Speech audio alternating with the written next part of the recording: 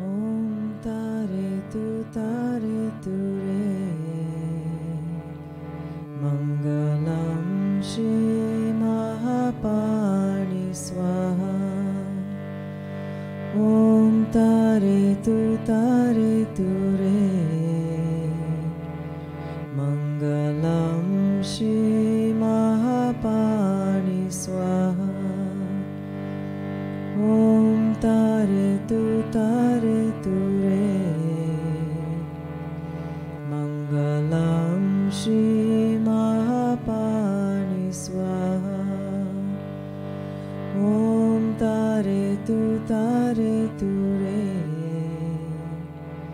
Mangalam Shri Mahapani Swaha. Hello, everyone. This is the Lama Live stream event of Lama Sultram Alione. I'm Jigme, connecting with you from Poland, and I'd like to encourage everyone to say hello in the chat and share where you are tuning in from. It's truly heartwarming to see this global community come together. I'd also like to take a moment to share with you that Taramandala is committed to being a welcoming, open, and safe community for practitioners and students of all cultures, races, religions, genders, sexual orientations, age, ability, and circumstances. Today, we are very fortunate to have Rhonda LoPresti with us as our guest teacher. Rhonda is an end-of-life coach, home funeral guide, and longtime practitioner of Tibetan Buddhism. Founder of Peacefully Prepared, Rhonda has evolved a spiritual care directive for Buddhists. This 10-part signature process guides clients in planning out their end-of-life practice from their Dharma vision all the way through to the 49 days following death. Rhonda also encourages end-of-life wishes and planning in her 5-chapter notebook called A Passing Plan. Rhonda has studied under Chökyi Rinpoche for 35 years and serves as a board and volunteer member for Rangju Kyeshe Gomde, California. She has the honor of developing a dying and death program for its community of practitioners and gives group talks annually. She regularly retreats for teachings on POA and how to navigate the bardos. So without further ado, I'm thrilled to hand over to our guest teacher, Rhonda LoPresti. Rhonda, thank you for being with us, and we are eagerly looking forward to your guidance.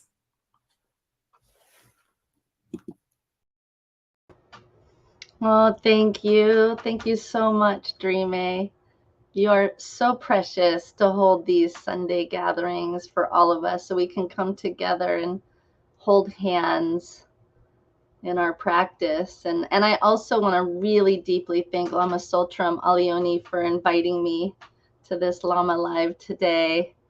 It is such a blessing and an affirmation that she really sees the value in planning for end of life practically and supports this and supports my offering of how to write your spiritual care directive. And we will have an opportunity to come together this September. So starting September 19th, we'll have an opportunity to come together. So I'm really, really happy to be here and with the Tara Mandala community. And I just want to start off, as we often do, with setting our motivation. And I always like to say, I also invite you to set your motivation in just the way you know how. But I will guide us through a couple of slides here. So from my teacher, Chökyi Rinpoche, from his book, Sadness, Love, and Openness, I'd like us to recite together. What I am about to do now is something that has the power to overcome all my negative emotions and confused thoughts. It will lead me along a path that leads from one joyful moment to another, the direct way to liberation and awakening. I want to share that joy with all beings. And to arouse our bodhicitta, we can recite, knowing the heart essence of my being and that of all beings to be primordially awake and manifesting a ceaseless compassion, I cultivate the intention to practice in order to single-handedly place all living beings, my parents, in the state of the Great Mother. And lastly, it's just so dear to my heart that we can recite the 4 immeasurables together. May all beings have happiness and the causes of happiness. May all beings be free from suffering and the causes of suffering. May all beings never be separate from the supreme joy that is beyond all sorrow. And may all beings abide in equanimity, free from attachment and aversion. So I just invite you, as you're settling into our time together, to just let go, right? Just let go of everything it took to get here. Just take some cleansing breaths.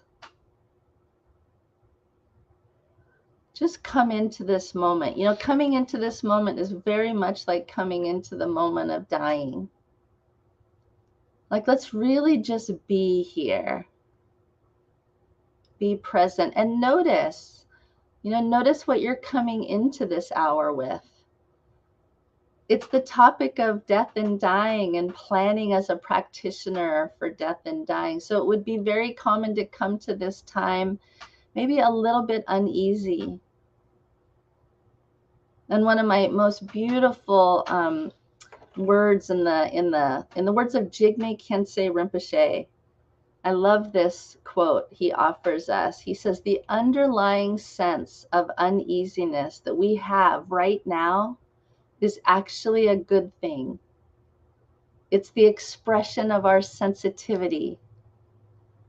Those who go through life without feeling ill at ease are unconscious. This uneasy feeling caused by our awareness holds tremendous potential for transformation. It is a treasure of energy that we can grasp with both hands and use to build something better. Indifference doesn't lead anywhere. And so if you are coming in, let's just have compassion. Have compassion and gentleness with uneasiness. If you're coming in to this hour with grief, notice if you're coming into this hour with heartache. Some of you are in the process of dying or are accompanying someone who is dying or who have recently accompanied someone who is dying. Have compassion. Let's extend this circle we have together to hold you and to be gentle with you. You might be coming to this hour impatient, wanting to learn something, wanting to get something new. Again, just settle. Just relax. And you might even be coming with expectations. Notice if you're already thinking ahead or you want to hear something specific. Just have compassion. Just let yourself settle and have compassion and ease and be relaxed. Because I actually think that is probably one of the most precious things we can do as we go through active phases of dying and the moments of death, is to relax. And that's the beauty of tuning into our end of life wishes and instructions and getting clear, because what we want to have happen at the moment of dying, really important to do that now. We need to practice. We need to practice relaxing. So I thought about what I wanted to talk about today. And I really am drawn to the idea of what does it mean to be ready? What does readiness mean for dying? Such a great question. And we're hearing this. This is trending a little bit. People want to feel ready. And so one of the most beautiful things I like to do is to invite you to think about that. What does being ready for end of life? What is being ready for the phases of active dying? What does it mean to be ready for the moment of death? And more importantly, what does it mean to you? What touches your heart? What touches your heart? What practices, what states of mind do you associate with being ready? And there's a lot of things you can talk about in being ready for death. I mean, we could talk about being ready legally with our legal documents. We could talk about being ready financially with our financial affairs and getting our affairs in order. We could talk about being ready medically. Do you have all your paperwork in order, all your directives in order? But what I kind of want to focus on today is, what does readiness mean as a spiritual practice? What does that mean as a spiritual practice? How can we ready ourselves in our state of mind? You know, we see this, there's a really beautiful quote. I believe my teacher offers this quote, Jigme Khyentse Rinpoche, and I've seen Pema Chodron offer the quote that you can't take anything with you through dying, through death, except for your state of mind. And so how do we ready ourselves? How do we ready ourselves for dying? What does that mean? I'm inviting you to think about it. I'm going to give you some ideas of what I've seen emerge and evolve in groups that I've had. And it's so beautiful to share what we all think about as readiness spiritually. And when we hear others talk about what readiness means to them, we learn something. Sometimes other people put words to something we're feeling, but we just didn't know how to say it.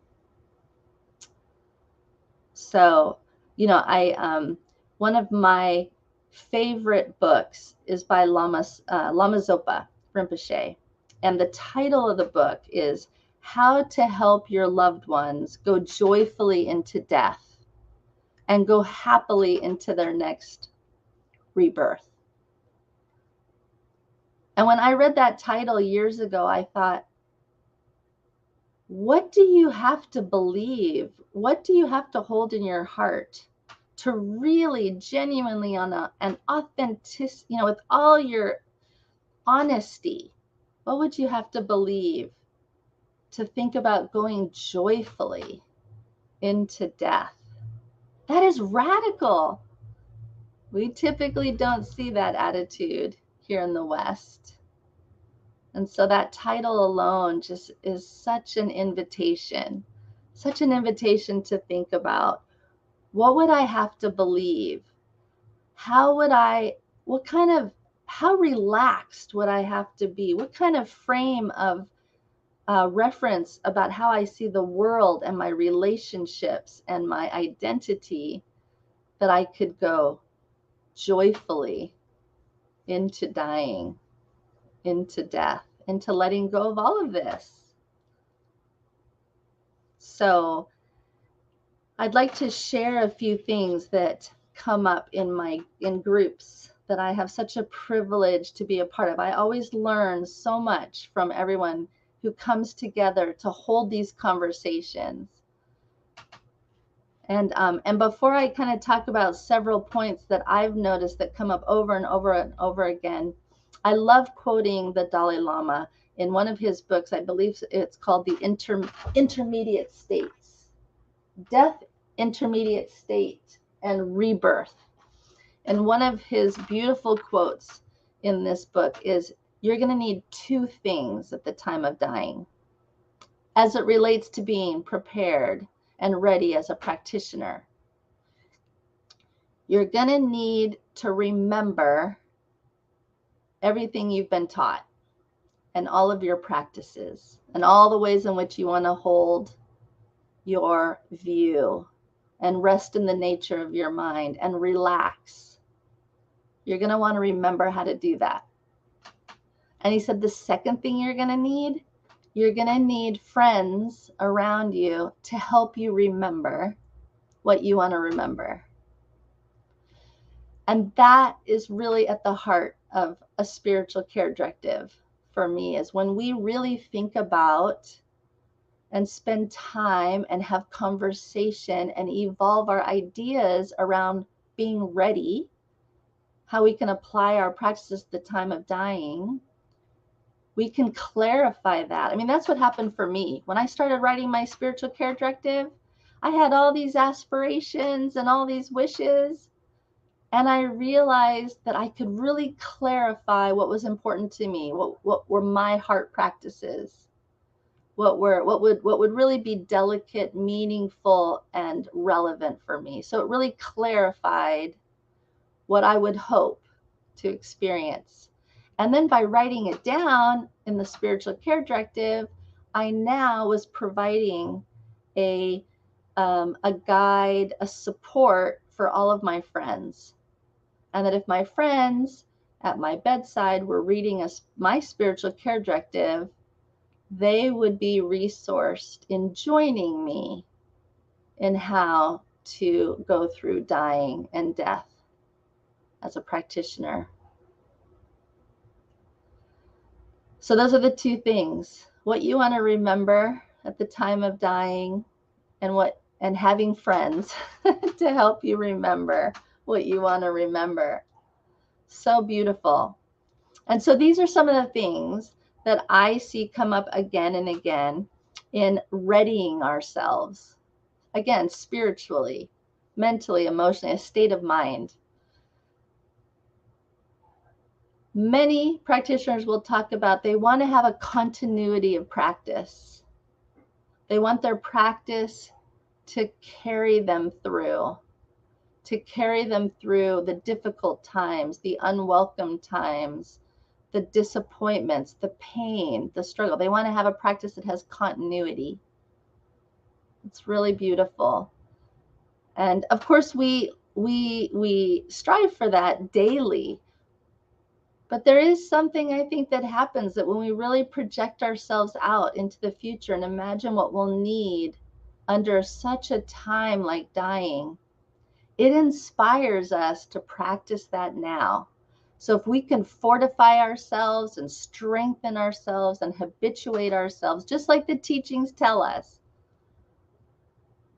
maybe we can maintain or have a continuity of our practice that cradles us, that holds us.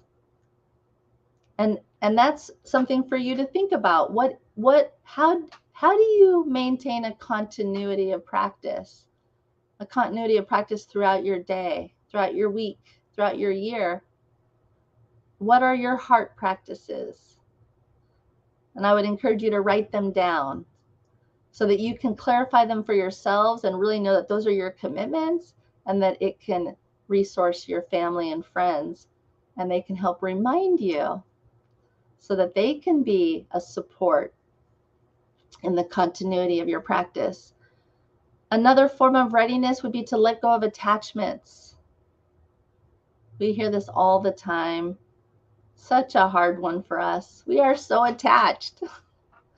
We are so attached to people, to relationships, to possessions, to our identity. So many attachments. And so we see again and again, what am I doing on a daily basis that helps me let go of my attachments? How am I practicing that now? How could my friends remind me to let go at the time of dying? Many practitioners talk about how can we cooperate with the experience of dying. So many practices inviting us to welcome whatever's arising. How do you cooperate with whatever's arising, whether you like it or whether you don't like it?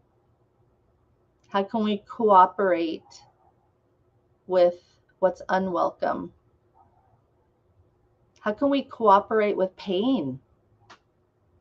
What are your practices that really support you in being cooperative, as opposed to, say, resisting or shutting down or turning away or numbing or checking out or shutting down? Yeah. How do we accept and recognize our impermanence?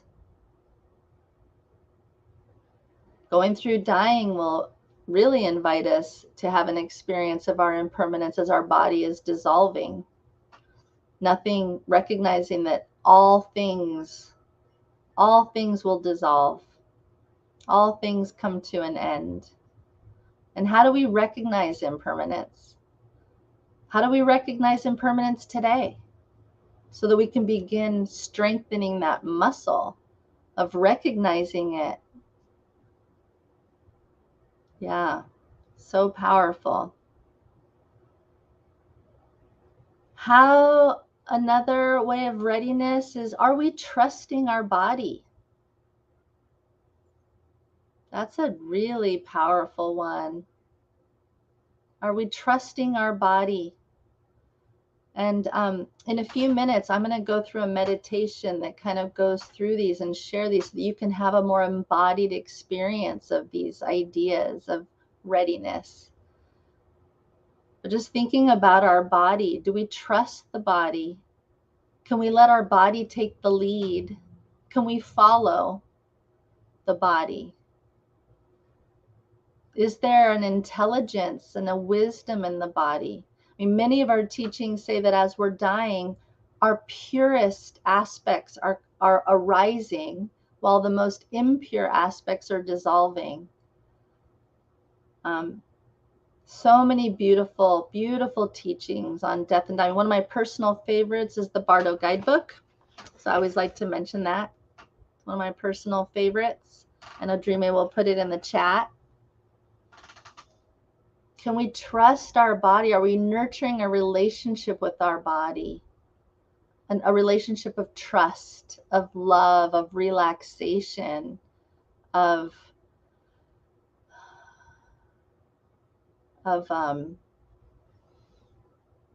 knowing that our body maybe has a wisdom that goes back thousands of years, and we can just rest and relax. So this comes up for many people as a form of readiness, is practicing regularly, daily, on trusting our body. How can we remain curious? That's an incredible practice. That is something we are invited to do every day, all day long. When things come up, things we didn't expect, obstacles, difficult times, sorrow and heartache, how can we remain curious about what's happening? How can we stay open? You know, we have such a habit of wanting to contract. And so many of our teachers talk about this. One of my personal favorite teachers is Andrew Holacek. And he is always talking about how we have we're so habituated to contracting. When things are difficult, when things are unwelcome, when things are painful, how can we reverse our relationship with how can we stay open? How can we stay relaxed?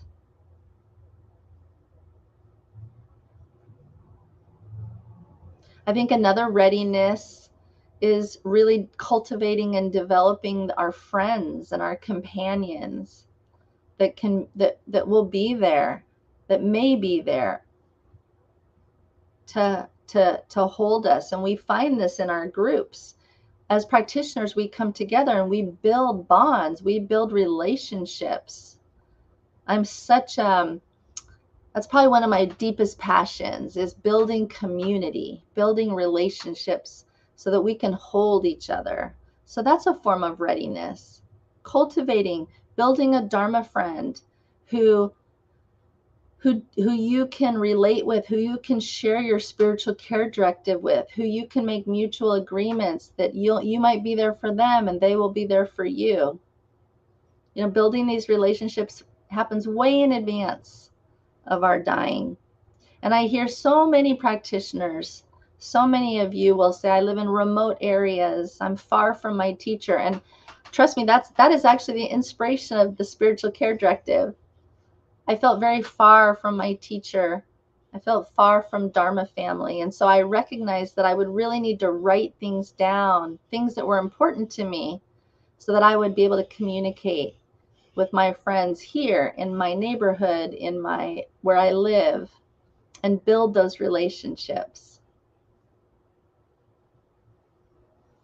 Another form of readiness is to be patient, to practice patience. You know, sometimes we jump ahead.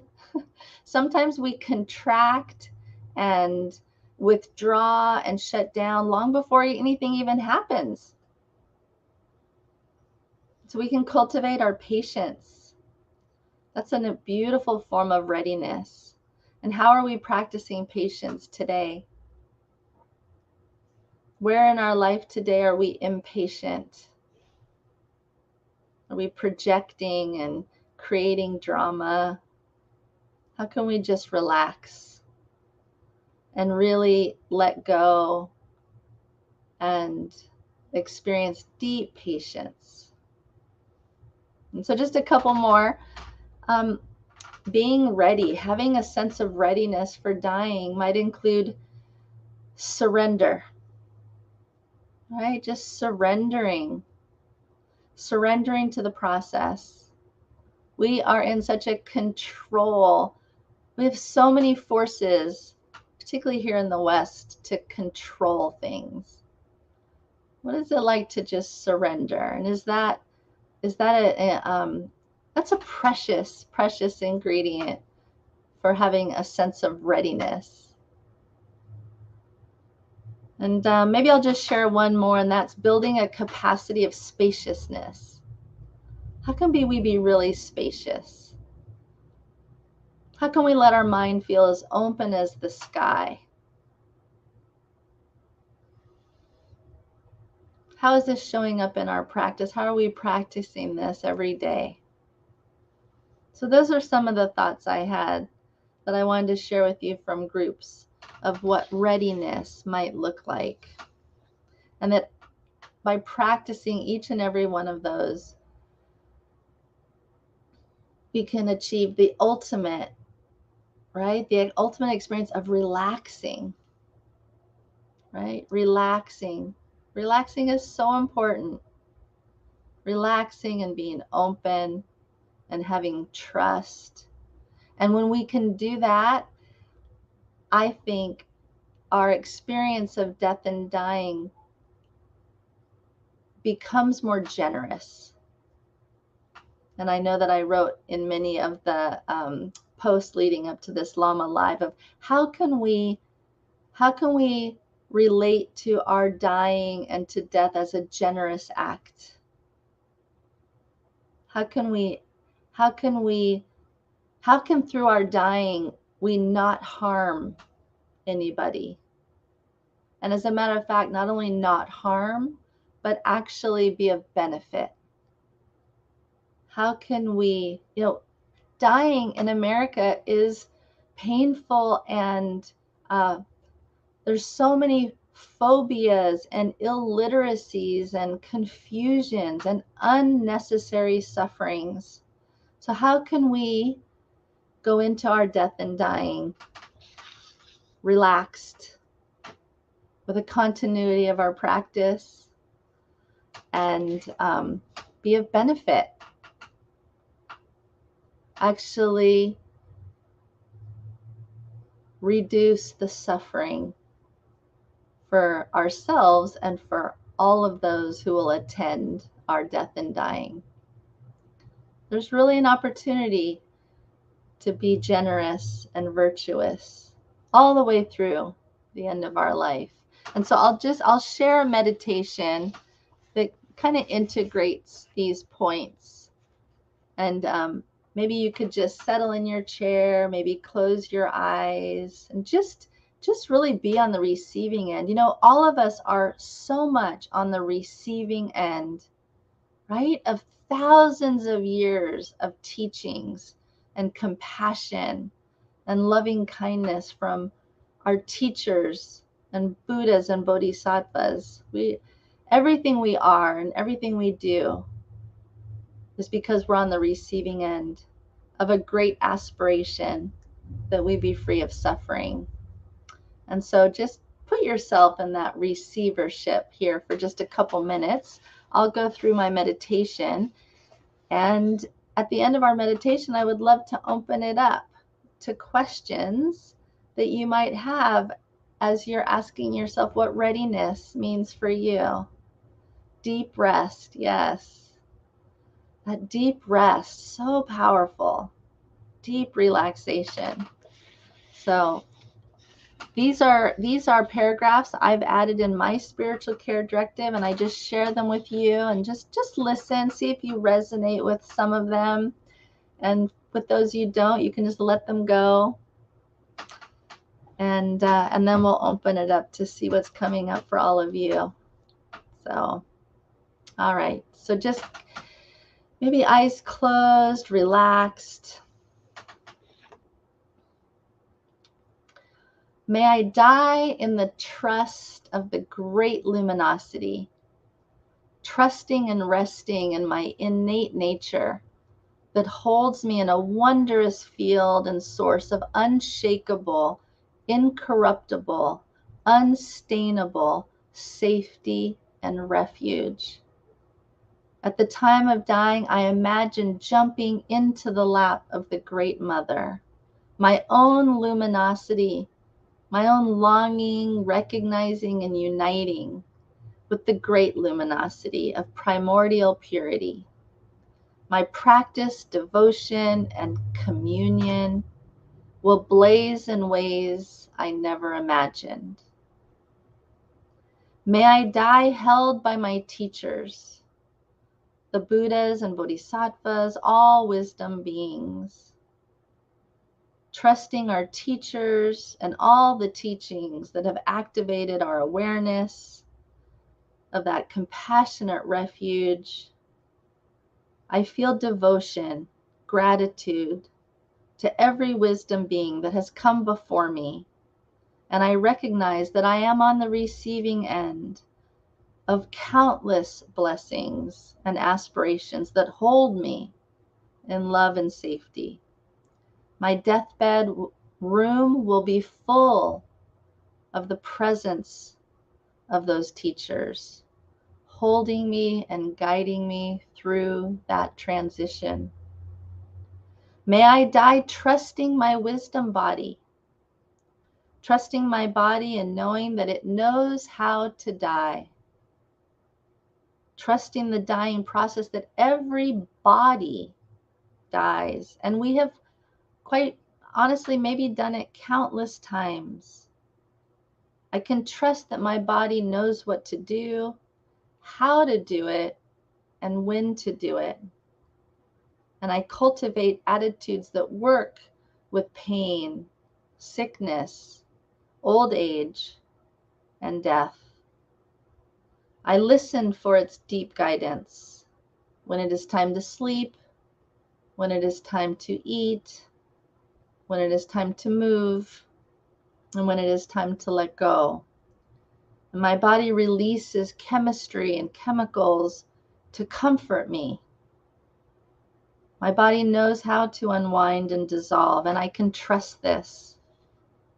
Letting go will be one of the greatest invitations and surrenders in this lifetime. May I die free of distraction and attachment, no matter the circumstances. I aspire to feel capable and habituated to letting go. And I rest in a confidence that I can stay present and feel that my life's work and service is complete, no matter how it looks at the moment of death. And I am flexible to say goodbye, express my love, and let go of my attachments and feel free in such a way that I can move forward, face forward through my transition. I will show up for what dying asks of me and for me. May I die in support of my family and my friends, resourced up with end-of-life wishes and instructions. My husband, my children, my friends, my family support my dying. They know my wishes. They know what to do with my body and all of the services involved. And they can share in my prayers, my aspirations, and mingle their minds with mine. They feel included in this process, and they experience the blessings of the dying transition and are nourished for their grieving journey. May I die free of regret. I commit to staying alert every day, to amending my relationships, and live my life in such a way that I feel free, fully expressed, fully in love, to the best of my ability. May I die in virtue. May I feel generous and compassionate at the time of dying. May my dying not harm, but actually benefit others. And I hope that this final act of my life will be an act of generosity. And that by dying well, I leave healing memories on those who've been present, for those who have loved me. I plan to give generously from my estate to the spiritual places that have touched my heart and that I hope flourish for generations to come. And I hope that the consequences of my living and my dying leave a loving impression for others. And lastly, may I die in surrender, openness, curiosity, flow with change. May I stay open and curious. By reciting this mantra every day, I hope that it becomes my habit, my default, my last thought when death shows up, maybe even unexpectedly. I surrender any false control and know that I am connected and embedded in a loving field of care beyond my understanding. And I aspire to live from that place, knowing that life and death is like a dream, that they are as much form as formless, that they are as much real as illusory, and that they are always happening for me.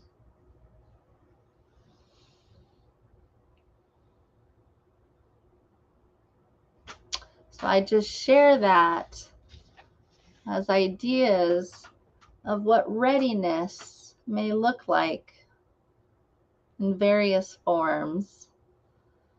And I'm wondering, I would really love to open up right now into the chat to hear if something has touched you. If there's some form of readiness as a practice, as a spiritual practice that you would like to share. We'd love to hear from you. I can see I have beautiful friends in the chat that have been in part of this group, and I'm sure that this may sound familiar and resonate with you. So yeah, feeling the love. Was there any part of that meditation that really was more meaningful? A word, a phrase, An aspiration.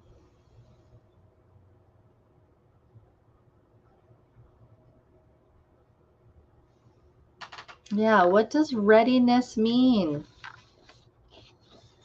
to each and every one of us? We're all so unique.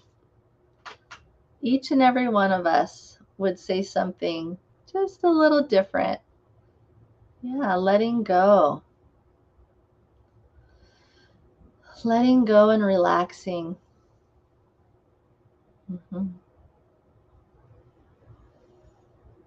Yeah. And this is the kind of conversation we have in the upcoming Writing Your Spiritual Care Directive. We really talk about what are our aspirations? What is our vision? What would we hope to be so? And it's so fascinating to me how we'll think about it differently. When we think about the time of dying, we actually will get quite creative, with the right community. We'll get pretty creative. And then we realize that in order to be all the things that we wish for and hope for at the moment of dying, we recognize those are all the practices we need to be doing today.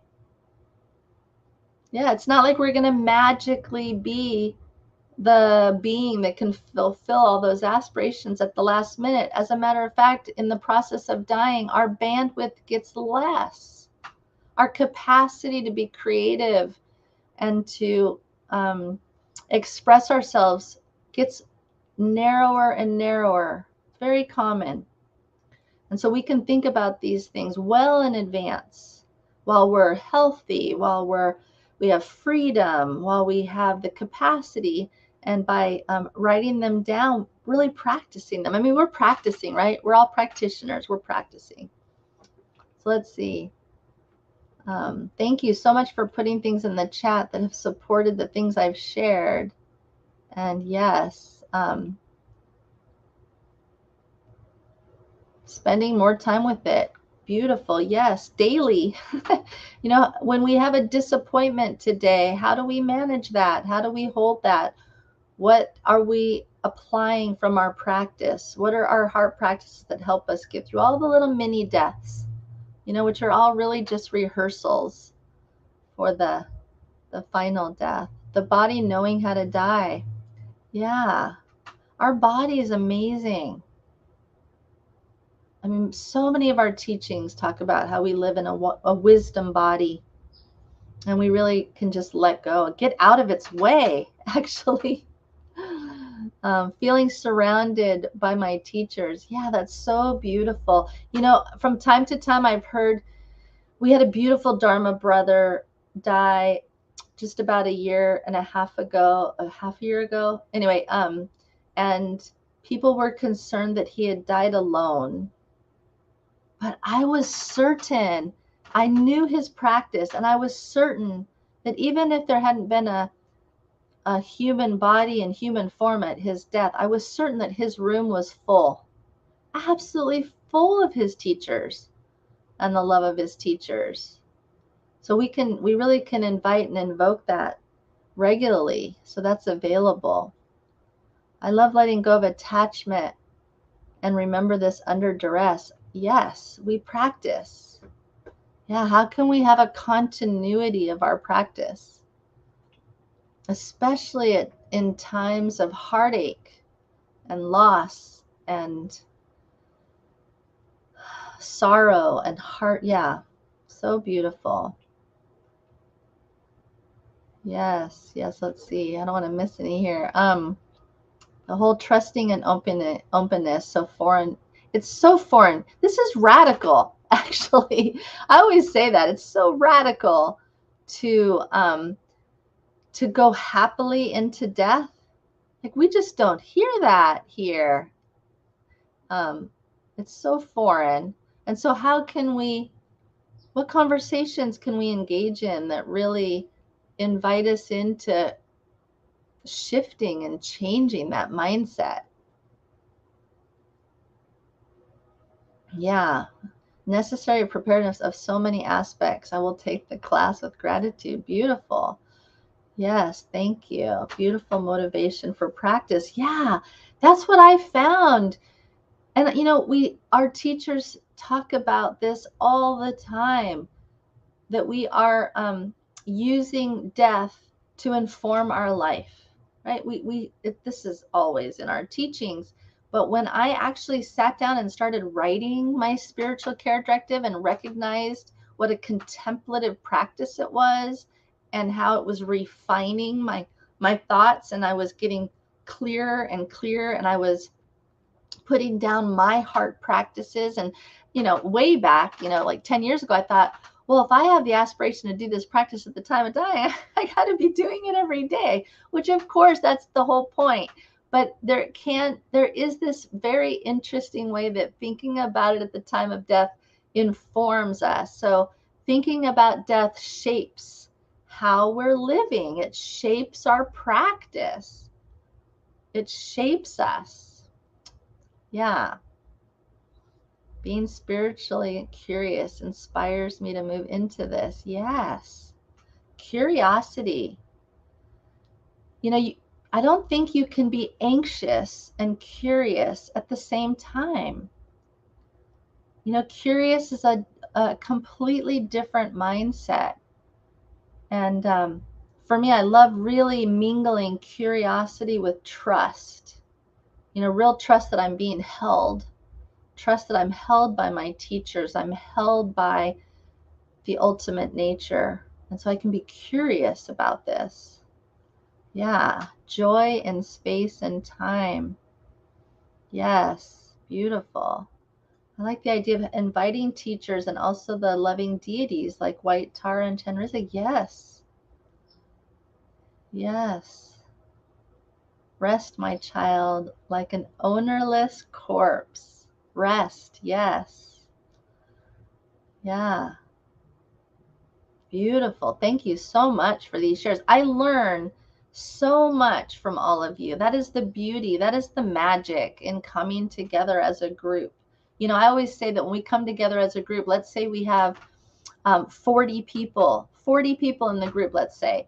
We've just now expanded our awareness and expanded our practice and expanded what touches our heart 40 times because we listen to others. And like I said earlier, sometimes when someone else says something, it articulates something that we knew or we felt, but we just couldn't put our finger on it or we just couldn't express it. So that is the magic of group. So if this has spoken to you, and you want to really explore this readiness for dying, being prepared in a spiritual way. We won't talk too much about legal, financial, and medical. We touch on it a little bit, but really the focus of our upcoming Writing Your Spiritual Care Directive, which, by the way, I'll just add, when I started my practice as an end-of-life coach, I recognized that so few people were planning for end of life. And those who were planning were focused on legal care, medical care, financial care, and they were kind of looking at what we call the 4 major documents, which I'll just say right now is your power of attorney, your medical care directive, your trust, and your will. And those are kind of the 4 big documents that you really want to have prepared for end of life. So I would find people that were interested in those, although many people would have drafted them, but they still sat on their desks unsigned. And so I'm always encouraging people, even those 4 documents, get them drafted, get them signed so that they're active and they can be useful, especially in an unexpected death. But what I noticed is nowhere in those 4 pillars of preparedness was there anything that spoke to spiritual care or planning your state of mind, applying your practice. And so that's why I created I evolved a spiritual care directive. And so that's what we go through in the upcoming session, Writing Your Spiritual Care Directive. And we talk about what we're talking about today. So let's see, love that it shapes how we live our lives in the moment. Absolutely. Andrew Holacek has a really great phrase that I know he's gotten from another great thinker, where he'll say, what you find then, you find now. What you find now, you find then. So we can be kind of, we can be alert to the fact that sometimes we have these aspirations. Like we think we're going to be someone different at the moment of dying. And that's not really true. When we arrive at our dying, we're kind of the same person we are right now. What we find now, we find then. What we find then, we find now. And so, yes, when we think about it, when we contemplate it, when we really apply ourselves, we begin to recognize that that's how we want to be living now. That all of these aspirations, it's really important to be habituating and in training and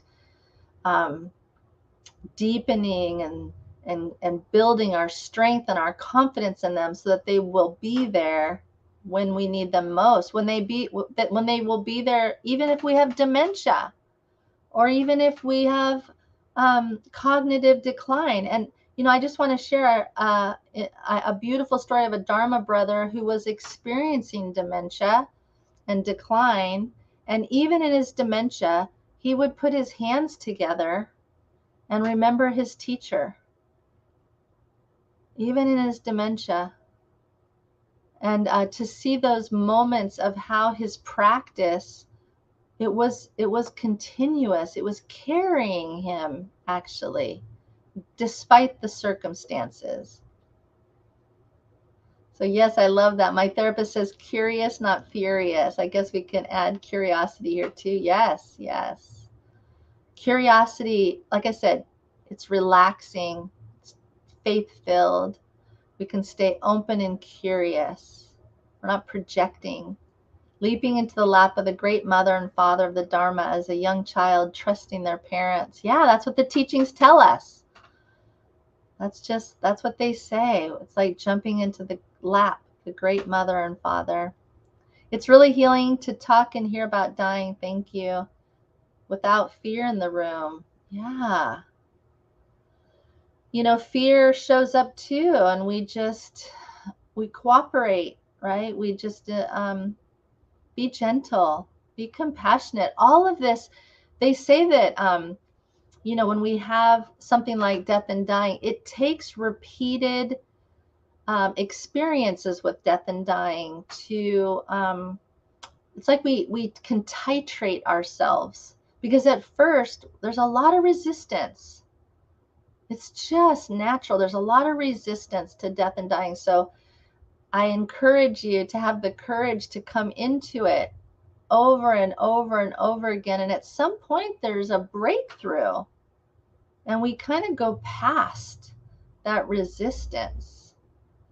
So yes, it's very common to have uneasiness and trepidation and little anxiety. And we just can be generous and compassionate with that too. Yeah, our bodhisattva work continues through dying. Yes. Yeah, how can we maintain our bodhisattva vow all the way through our end? How can we make our dying virtuous? Such a beautiful contemplation. Thank you. Yes, thank you for much of your ideas of writing a spiritual care directive. Yes, really beautiful. My girlfriend found my directive on the table one day here at my home, and she was reading it and she was tearing up, which I would expect. Like, it's not very often that you read your dear friend's spiritual care directive. And I asked her, I noticed that there's emotions welling up as you read my directive. What's happening? And she said, obviously it would be very painful and heartbreaking to be at my bedside, and likewise mine to hers. But she said, if I was reading your spiritual care directive, it would give me so much peace and so much insight of how to be with you.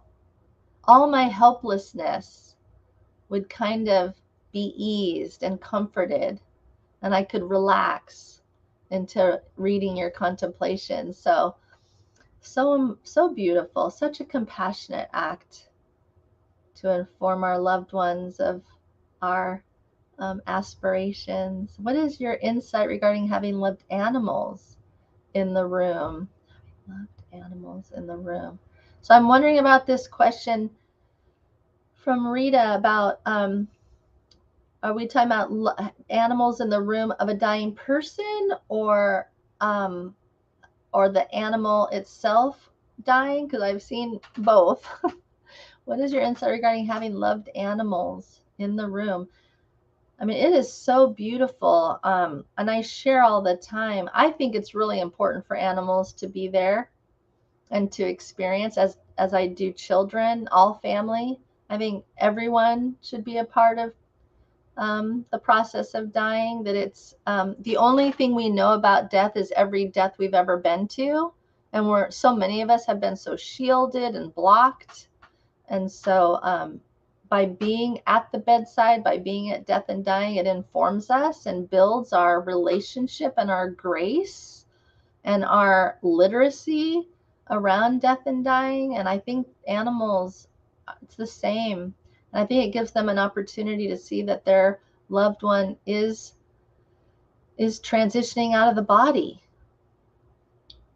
So I'm a big fan of having animals in the same space. My main concern is preparing those who will watch me die to be at peace with the process and my demise at that time. Thank you for your insights. Well, I think that's what writing the Spiritual Care Directive really goes into, is how can you express yourself in such a way that would be an act of love for your family? How could you encourage your family to mingle their minds with you? What do you want to stand for? What do you want to say? What are the things that have touched your heart when it comes to readiness? And trust that they'll receive it in just the way that they can or will. I mean, everyone is different. So I'd love to hear more from you, Marie. I love your main concern. I mean, we begin teaching people how to hold us long before we're dying. We show people how to treat us with every disappointment, every loss, every little mini death. We're showing people how to be with us. And so writing your Spiritual Care Directive, I think, could really speak into that. Just did a 3-week seminar at Drala. Yes. And now have a daily contemplation. Beautiful. So I say, write that down. Write what that daily contemplation is. Write it down in your Spiritual Care Directive so that at the time of dying, someone could recite it for you to keep that continuity of practice for you. And practicing it every day will strengthen you so that it's available for you at a time of distress.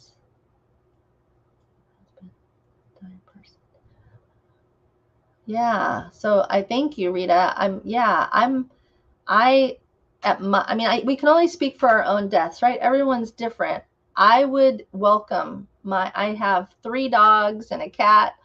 My door is open. I would welcome animals in the room. All Sangha at retreat seem to be dealing with grief in some way. Yeah, mortality and death of career, relationships. Mine was putting my young dog to sleep because of a terminal. So, yeah, we're all grieving, all of us, all the time. And how are we holding it? Coming to a group like this, that's something that really evolves, especially in our discussions. I really invite people to come forward and share what's on your heart, what's your grief, and let us hold it with you. You don't have to be alone. Let us hold this grief with you. So we're here for you, Ma. And thank you for sharing that. Thank you for letting us in. Yeah, that is so hard. So hard. I know there's a couple chats in, I think it's French. or Spanish. Let's see, French maybe. I can't answer them because I can't translate them. But yes, be sure to handle your business and documents, which is signed and sealed. As my mother spoke her heart wishes, did not update her will as requested, did not follow. Instead, submitted their will. Yeah, that happens. I know. There's such an opportunity here to really take responsibility in advance. I mean, we are that's I always say planning is an act of kindness, because if we can get our affairs in order, if we can get our documents current and signed, that is such a blessing for our family and friends. It's such an act of generosity. So I encourage you, like, tune in. Are your affairs in order? Are your documents current? And I mean, as bodhisattvas, as practitioners, we all, we say all the time, I want to be of benefit to others, right? That's in the core of our being. I want to be of benefit to others. And that's a really practical way to have all your affairs in order. And so I can feel how this kind of attention to death will be profoundly beneficial to countless beings. Yes. Yes. So thank you for your questions. And thank you so much. I want to thank, again, I want to thank Lama Sultram for having me here and trusting me to host and hold hands with all of you for this hour. And as we always do with our sessions, I would love, whatever we have gained here, our insight, our a new idea, a freshness, some words that actually articulated something we've always wanted to say, like all the benefit of having been here today, all the inspiration for us to plan and to have this act of kindness for our loved ones. I just want to gather it all together so we can seal it and we can have it multiply. And so, Jigme, if I can have you put our dedication on the screen, and you can all join me, that by this merit, may all obtain omniscience. May it defeat the enemy wrongdoing from the stormy waves of birth, old age, sickness, and death. From the ocean of samsara, may I free all beings. So beautiful to end that way. And again, thank you to Lama Sultram for having me. May you have long life. May your teachings flourish, and may this community just be held by you always. So thank you.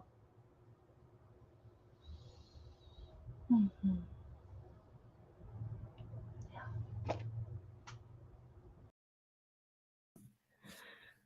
Thank you so much, dear Rhonda, for sharing your wisdom, your experience, your guidance with us today.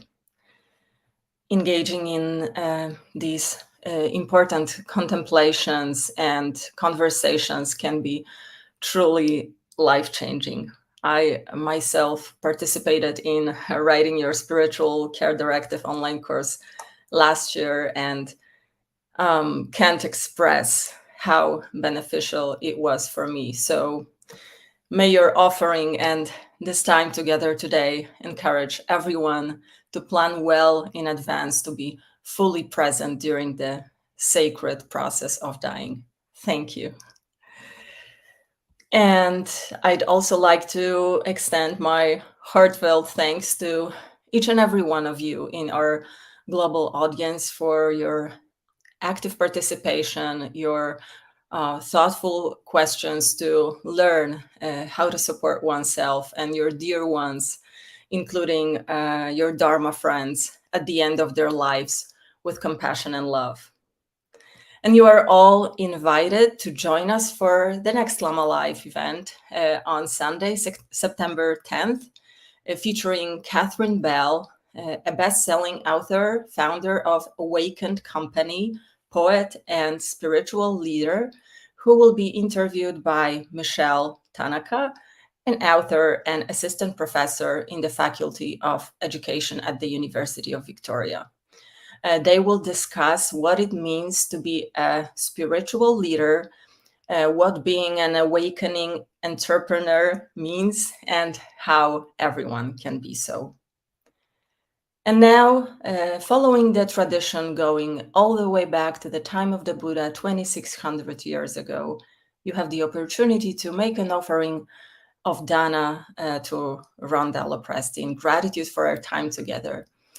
Dana is a Pali and Sanskrit word that means generosity, and offering it creates an auspicious connection and is a beautiful expression of the interdependence between teacher and student. So if you would like to offer dana, please follow the link you will see in the chat in a moment. Thank you so much, everyone. May we meet again and again on the path, and may all beings benefit everywhere. Om Tare Tu Re Mangalam Shri Mahapani Swaha Om Tare Tu Re Mangalam Shri Mahapani Swaha Om Tare Tu Re Mangalam Shri Mahapani Swaha Om Tare Tu